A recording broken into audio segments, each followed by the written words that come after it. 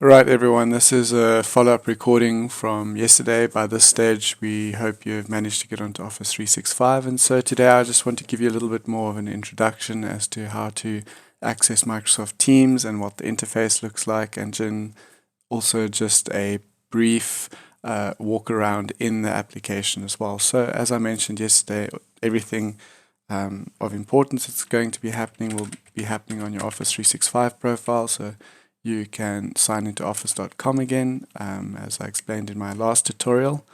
I'm hoping that the sound will have improved by now.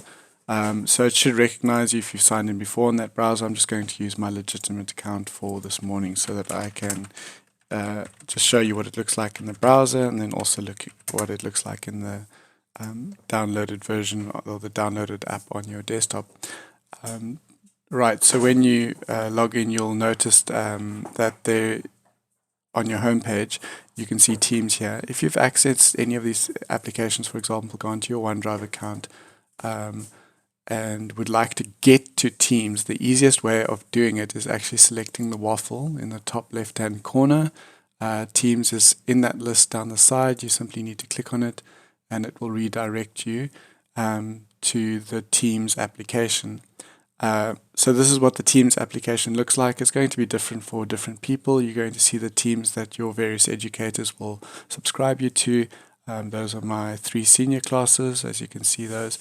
I want to show you what the desktop application looks like. It is no different to the one on the browser. It's just, as I mentioned yesterday, a lot less laggy to use this one, which will obviously help in terms of having a less frustrating experience when utilizing Teams.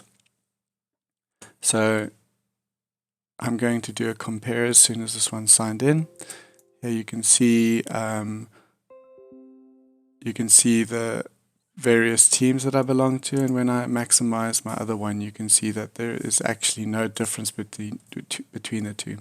Now, in the Teams area, we refer to this bar down the side as the me space, and everything that you work on over here as the we space.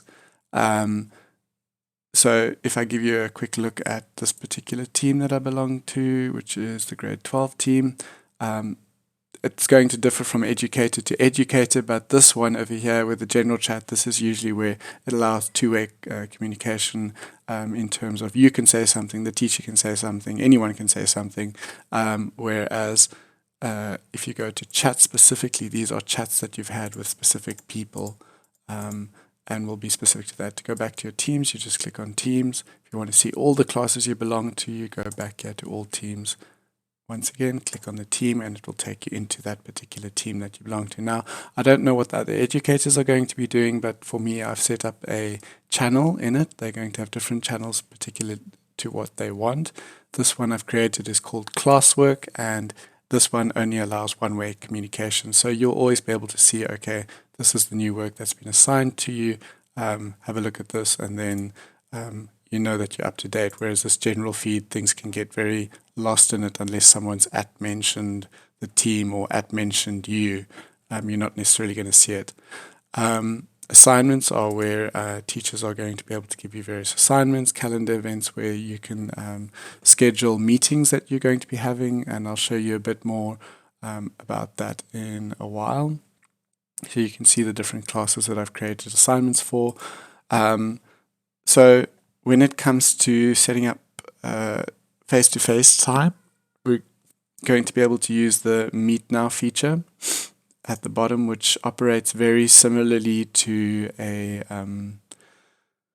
Zoom or any other VoIP conversation. So let me quickly show you what it looks like. It's that camera in the bottom in the chat. And there you can see. And then obviously you can also schedule a meeting. I just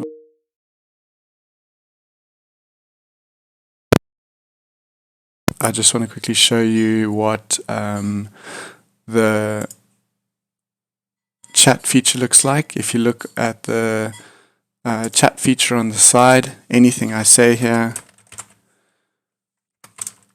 and send will also, when I'm finished the meeting, will also appear over here underneath the meeting that was had. I think that it's going to be a lot easier. When you start using the application, you're going to find that the interface is very intuitive.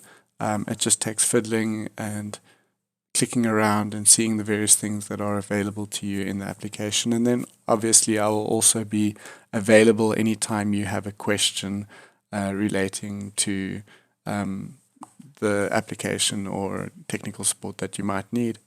Stay safe and keep washing those hands.